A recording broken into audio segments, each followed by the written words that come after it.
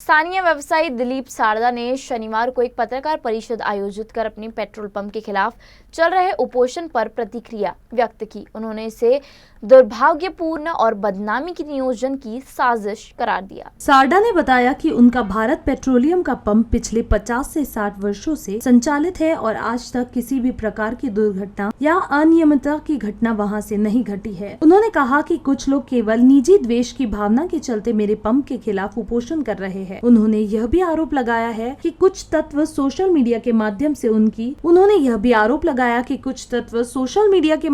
उनकी छवि धूमिल करने की कोशिश कर रहे हैं। पत्रकारों से बातचीत में उन्होंने स्पष्ट कहा कि मैं छत्रपति शिवाजी महाराज को मानने वाला हूं और उनके विचारों को आदर्श मानने वाला व्यक्ति हूं। मेरे मन में उनके प्रति अत्यंत आदर है और मैं किसी भी प्रकार की गैर कानूनी गतिविधि से दूर हूं। उन्होंने इस मामले में प्रशासन से निष्पक्ष जांच की मांग करते हुए यह भरोसा जताया है कि सच्चाई जल्दी ही सामने आएगी और उनका नाम क्लीन चिट के साथ पुनः स्थापित किया जाएगा। भारत पेट्रोलियम मागच्या 75 वर्षापासून शहराची अविरत सेवा करीत आहे। 1967 मागच्या 57 वर्षापासून आम्ही देखील अविरत सेवा करीत आहोत। त्याच्यामुळे आमच्याबद्दल इथल्या जनतेत संभ्रम निर्माण करून असं काही लोकांनी जे प्रण उचललेला आहे ते तो अगदी चुकीचा आहे। त्यांनी आमच्याबद्दलचा संभ्रम मागे घ्यावा।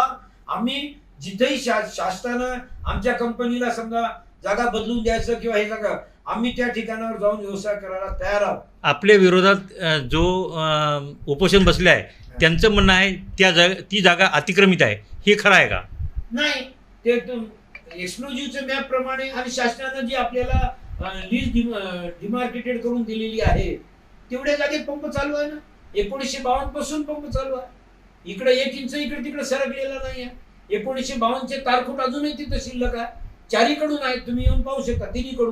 तिन्ही बाजूकडून सेम टू सेम तुम्ही त्याचं कार्बनचं टेस्टिंग करायला लावा त्या लोखंडाचं।